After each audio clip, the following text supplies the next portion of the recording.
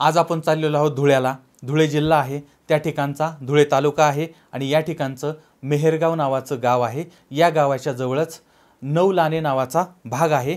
या ठिकाणी GP. Patil English मीडियमचं school आहे। आता या परिसरामध्ये 1 डिसेंबर 2022 या दिवशी सकाळी एक मृतदेह त्या ठिकाणी पडलेला काही लोकांनी पाहिला।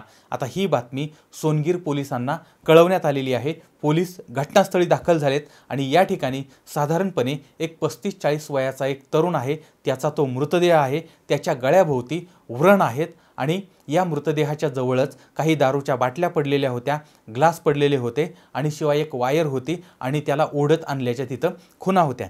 आता याचा अर्थ अगोदर या ठिकाणी यांची दारू पार्टी झाली, त्यानंतर मग हा तरुण जो आहे तो पिऊन टिंग झाला। त्यानंतर मग त्याला त्याचे जे दारू मित्र आहेत त्या दारू मित्रांनी याचा गळा आवळून त्याची हत्या केली आणि याचा मृतदेह ओढत ओढत बाजूला आणला आणि या ठिकाणी टाकला। अशी घटना घडली असावी असं प्रथमदर्शनी वाटत होतं। आता पोलिसांनी या सगळ्या गोष्टीचा पंचनामा केलेला आहे। आता यावेळेस परिसरात प्रचंड मोठी गर्दी जमा झाली होती। आता यावेळी काहींनी त्या गर्दीमधल्या काही व्यक्तींनी हे जे मयत व्यक्ती आहे त्यांना ओळखलेलं होतं। तर यांचं नाव होतं अमोल विश्वास भामरे, वय वर्ष साधारण 35-40च्या आसपासचं आहे आणि हे राहणार आहेत मेहेरगावचे। आता यानंतर मग पोलीस जे आहेत त्यांनी म्हणजे ते अमोल यांच्या घरी पोहोचले। आता त्यांच्या घरी त्यांच्या पत्नी, त्यांची मुलं, आई वडील आणि बाकीची मंडळी असा त्यांचा तो परिवार त्या ठिकाणी होता। घरची परिस्थिती ही हलाखीचीच होती। आता अमोलचे वडील जे आहेत ते विश्वास भामरे हे शिवणकाम करतायत, शिंपीकाम करतायत, म्हणजे आज त्यांचं वय एवढं झालेलं आहे, उतारवयात आलेले आहेत, तरीही या वयामध्ये ते काम करतायत, कष्ट करतायत। त्यानंतर अमोल यांची आई, त्यांचं नाव आहे लताबाई, यासुद्धा या वयामध्ये मोलमजुरी करतायत, कष्ट करतायत, काम करतायत। अमोल यांच्या पत्नी त्यासुद्धा त्या सासूबाईंबरोबर ती मोलमजुरी करतायत आणि अमोलला 2 मुलं आहेत, एक मुलगी आहे, एक मुलगा आहे आणि बहिणीची पण मुलं यांच्याकडे आहेत।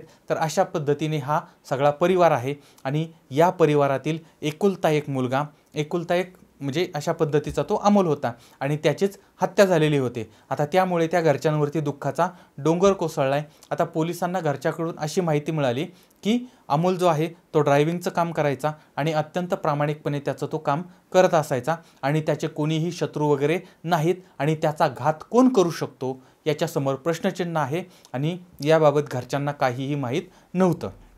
आणि उलट त्यांनी पोलिसांना अशी विनंती केली की जे कोणी मारेकरी असतील त्या मारेकऱ्यांना लवकरात लवकर ताब्यात घ्या, लवकरात लवकर पकडा। आता पोलिसांनी त्यांच्या पद्धतीने तपासाला सुरुवात केली होती। 30 नोव्हेंबर 2022 या दिवशी संध्याकाळच्या वेळी अमोल जो आहे तो पार्टीसाठी बाहेर पडलेला होता आणि त्यानंतर तो घरी माघारी आला नाही। घरच्यांनी त्याला शोधण्याचा प्रयत्न केला पण तो सापडला नाही, ही माहिती समोर आलेली होती। आता यानंतर मग पोलिसांनी अमोलबद्दल, त्याच्या परिवाराबद्दल, त्यांच्या घरातील रिलेशनबद्दल, त्यानंतर अमोलचे मित्रमंडळी, शेजारी पाजारी, काम याबद्दल किंवा अमोल शेवटी कोणाबरोबर ती पार्टीला गेला होता या सगळ्यांची माहिती घ्यायला सुरुवात केली आणि याच्यामधून एक संशयित नाव समोर आलेलं होतं, पुंडलिक गिरीधर भामरे। आता हे जे पुंडलिक आहे ते पुंडलिक ही व्यक्ती त्यांच्याच घराशेजारी राहणारी होती आणि हे जे पुंडलिक आहेत ते विहीर खोदण्याचं काम करायचा ठेका जो आहे ते घ्यायचे आणि यांच्या हाताखाली काही लोक कामगार म्हणून काम करत होते। आता पोलिसांनी पुंडलिकला ताब्यात घेतलं आणि तो अमोलला पार्टीला का बोलवलं होतं किंवा त्याची तो हत्या का केली अशा पद्धतीचा भडीमार करायला सुरुवात केली। आता काही वेळातच हा पुंडलिक सुरुवातीला मला माहीत नाही वगैरे असं ते म्हणत होता, पण त्यानंतर त्यानं कबूल केलं आणि यानंच अमोलची हत्या केलेली होती। बरं, अमोलचं आणि याचं काही शत्रुत्व होतं का? तर असं बिलकुल नव्हतं। बरं, यांच्यामध्ये काही वाद होते, भांडण होतं, असं बिलकुल काही नव्हतं। मग असं काहीच नसताना यानं त्याची हत्या का केली होती, ही हत्या का घडली होती? आता या ठिकाणी एक धक्कादायक माहिती समोर आली आणि ती म्हणजे ही हत्या करण्यासाठी पुंडलिकला सुपारी देण्यात आलेली होती आणि ही सुपारी देणारी व्यक्ती दुसरी तिसरी कोणी नव्हती तर ती अमोलची जन्मदाती आई होती। आणि मग पोलिसांनी त्या आईला म्हणजेच लताबाई विश्वास भामरे यांना ताब्यात घेतलं आणि त्यासुद्धा मोलमजुरी करतायत, कष्ट करतायत। म्हणजे जी आई आपल्या मुलाबाळांसाठी आयुष्यभर काम करते आहे, राबते आहे, ती आपल्या मुलाला संपवण्याची सुपारी का देईल? म्हणजे आपल्याच मुलाला संपवण्याची अशा पद्धतीनं ते कृत्य का करेल? अशा पद्धतीनं ही सगळी घटना का घडलेली होती? तर बघा, हा जो परिवार आहे तो म्हणजे विश्वास आणि लताबाई हे पती पत्नी आहेत. त्यांना 2 मुलं होती. एक मुलगी जिचं लग्न झालेलं होतं. ती तिचा जो सासर आहे, ते सासर किंवा तिचे पती जे आहेत ते गुजरातमध्ये, सुरतमध्ये राहत होते आणि मुलगीसुद्धा सुरतमध्ये होती. त्यामुळे त्यांचा परिवार वगैरे आनंदी होता, सुखी होता. आता दुसरा मुलगा होता, त्याचं नाव आहे अमोल. आता हा जो अमोल आहे, त्या अमोलला मात्र दारूचं व्यसन होतं, त्याचं वागणं चुकीचं होतं आणि कामधंद्याचा त्याला कंटाळा होता. एकुलता एक मुलगा होता. आता आईवडिलांना काळजी वाटत होती, आईवडिलांना चिंता होती की अरे या पोराचं पुढं कसं होणार आहे, आणि त्यामुळे एक तर मुलगा बिघडलेला आहे. आता काय करायचं. मग यांनी असं ठरवलं की बाबा याचं आपण लग्न करून देऊया. लग्न झाल्यानंतर तरी तो सुधारेल, आणि त्याच्यासाठी मग एक चांगली सुशील अशा पद्धतीची मुलगी पाहिली आणि तिच्याबरोबर याचं लग्न लावण्यात आलं. लग्न झालं, पण तरी हा काही सुधारला नाही. त्याचं दारू पिणं वगैरे चाललेलंच होतं. आता याच्या संसाराला सुरुवात झाली होती. याला 2 मुलं झाली, एक मुलगा आणि एक मुलगी. आता काय होतंय, मुलं आणि मुली आता हळूहळू लहानाचे मोठे व्हायला लागले होते. घरामध्ये पैशाची चणचण भासायला लागली होती आणि त्यामुळे मग पत्नी आणि सासू ह्या दोघीही महिला मंडळ हे मोलमजुरी करायला जायचे. सासरेबुवा शिंपीकाम करायचे आणि अमोल जो आहे तो मात्र दारू प्यायचा आणि दारू पिऊन आल्यानंतर शिवीगाळ करायचा, मारहाण करायचा, घरच्यांना त्रास द्यायचा आणि घरची मंडळी सगळं सहन करत होती.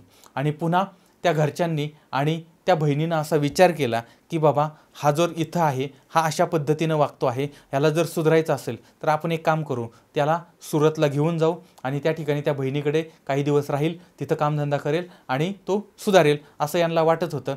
आणि त्यामुळे मग याला सुरतला नेण्यात आलं, बहिणीकडे नेण्यात आलं. आता बहिणीचा सुखाचा संसार होता, आनंदाचा संसार होता, पण काही दिवसातच यानं तिथल्या मेहुण्यालासुद्धा दारू प्यायला लावली, व्यसनी बनवलं आणि त्या बहिणीचा संसारसुद्धा उद्ध्वस्त झाला. आणि त्यानंतर मग हा पुन्हा माघारी आला, पण याच्यामध्ये मात्र काही फरक पडला नाही. पुन्हा दारू, शिवीगाळ, मारहाण, रोजचा हा सगळा तमाशा चालू झालेला होता. त्यानंतर ही मंडळी पैसे कमवतायत, काम करतायत, कष्ट करतायत आणि हा मात्र त्यांचे पैसे हिसकवायचा. अशा पद्धतीनं हे सगळं चाललेलं आणि अत्यंत म्हणजे रोजचा जो घास आहे तो सुद्धा गोड लागत नव्हता. अशा पद्धतीनं हे सगळं चालू होतं. रोजची ही कटकट होती आणि पुढं यानं आपल्या घरच्यांना जीव मारण्याच्या धमक्यासुद्धा द्यायला सुरुवात केली होती. आता हा दारूच्या नशेमध्ये आपला घातपात करू शकतो आणि आपल्या मुलाबाळांना काहीतरी करू शकतो अशी भीती या घरच्या लोकांना वाटायला लागली. आणि तिची जन्मदाती आई आहे लताबाई यांनी मग एक अत्यंत कठोर अशा पद्धतीचा निर्णय घेतला आणि तो निर्णय होता आपल्याच मुलाला संपवून टाकायचं. आता यांच्या शेजारी पुंडलिक नावाचे व्यक्ती राहत होते. आता ते पुंडलिक आहेत, त्यांना या घराचं परिवाराचं दुःख माहिती होतं. अनेकदा यांच्या घरात मारामारी, हाणामारी वगैरे झाली, त्यावेळेस या पुंडलिक यांनीच ती सोडवलेली होती, समजावलेलं होतं. आता यामुळे मग या आईनं पुंडलिक यांना सांगितलं की बाबा तुम्ही याला संपवून टाका, मारून टाका, मी तुम्हाला 25,000 रुपये देते, तुम्ही गरिबाचं एवढं काम करा, आम्हाला प्रचंड त्रास होतोय, आमचं पार अगदी म्हणजे अन्नपाणीसुद्धा गोड लागत नाही आहे. आणि एवढं सगळं केल्यानंतर मग त्या आईनं गयावया केली आणि त्या पुंडलिक यांना या मुलाला मारण्यासाठी तयार केलं. त्यानंतर मग पुंडलिक यांनी त्याचे जो 2 कामगार होते त्यांनासुद्धा या प्लॅनमध्ये सामील केलं. आणि 30 नोव्हेंबर 2022 या दिवशी संध्याकाळी अमोलला पुंडलिक यांनी फोन केला आणि सांगितलं की आज आपली दारूची पार्टी आहे आणि तू पार्टीला ये, आपण मस्तपैकी दारू पिऊ वगैरे. आणि त्यानंतर हा जो आहे तो खुश झाला आणि त्यानंतर मग त्याला मेहेरगाव बस स्टँड आहे त्या ठिकाणी बोलवण्यात आलं. इथं तो पोहोचला. त्यानंतर मग पुंडलिक पण तिथं आला. त्यानंतर पुंडलिकचे 2 कामगार होते ते सुद्धा त्या ठिकाणी पोहोचलेली आहेत. आणि नंतर मग ही सगळी मंडळी ती जी शाळा आहे इंग्लिश मिडियमची त्या शाळेच्या परिसरामध्ये गेले. मग या ठिकाणी यांची पार्टी सुरू झाली. मग त्यात दारू आली, चकना आला, बाकीच्या गोष्टी सगळ्या आल्या. मस्तपैकी या सगळ्यांनी दारू पिले. त्याचबरोबर अमोल जो आहे त्याला जास्त दारू पाजली आणि तो जास्त दारू पाजल्यामुळं तो गुंगला, तो अगदी टिंग झाला. आणि त्यानंतर मग या मंडळींनी वायरनं त्याचा गळा जो आहे तो आवळला, त्याची त्या ठिकाणी हत्या केली आणि नंतर त्याचा मृतदेह हा ओढत ओढत बाजूला नेला आणि टाकून दिला. आणि नंतर ही सगळी मंडळी तिथून निघून गेली.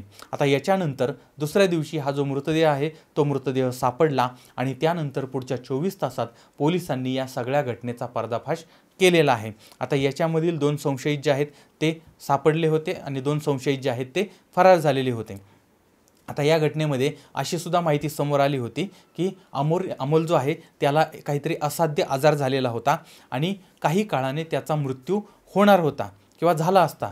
पण या आईला भीती अशी होती की तोपर्यंत हा आमच्यातल्याच कुणाचा तरी एखाद्या निष्पापाचा बळी घेऊ शकतो आणि म्हणून मग त्या आईनं ही घटना घडवली. आता जी माहिती माध्यमातून समोर आलेली होती ती मी तुमच्यासमोर मांडली. याच्यातून अजून तपास चाललाय, कदाचित नवीन माहिती, वेगळी माहिती आपल्यासमोर येऊ शकते. तुम्ही या परिसरातही असाल तर तुम्ही सुद्धा याच्याबद्दलची काही माहिती असेल तर ती कळवा. आता या सगळ्या प्रकरणामधून आपण धडा काय घ्यायचा, तर आपल्याला कोणतंही आणि कसलंही संकट आलं तरीही कायदा मोडून हिंसाचार करून यातून बाहेर पडता येत नाही. ही गोष्ट आम्ही पहिल्यांदा लक्षात ठेवली पाहिजे आणि यामुळे असा अविचार आपण स्वप्नातही केला नाही पाहिजे. दुसरी गोष्ट, जगात कोणीही कोणाला तेव्हाच सुधारू शकतो जेव्हा त्याची स्वतःची इच्छा असते, पण कुणाच्या इच्छेविरोधात आपण त्याला सुधरू शकत नाही. आणि जर आपण असं करायला गेलो तर याच्यामध्ये आपलंच नुकसान होतं, हेही समजून घ्या. तिसरी गोष्ट, जी आई इतके हाल सहन करते, कष्ट सहन करते, इतक्या काळापासून ती काम करते आहे, म्हणजे बघा ती आई मुलगा कसाही असला तरी त्याला सांभाळून घेते, त्याच्या सगळ्या चुका पदरामध्ये घालते. पण जेव्हा हीच आई सुपारी देते त्यावेळेस तिनं किती त्रास सहन केला असेल याची कल्पना याच्यामध्ये येऊ शकते. आणि जाता जाता तुकोबारायांचा एक अभंग कायम लक्षात ठेवा, क्षणोक्षणी हाची करावा विचार, तरावया पार भवसिंधू, नाशिवंत देह जाणार सकळ, आयुष्य खातो काळ सावधान. धन्यवाद.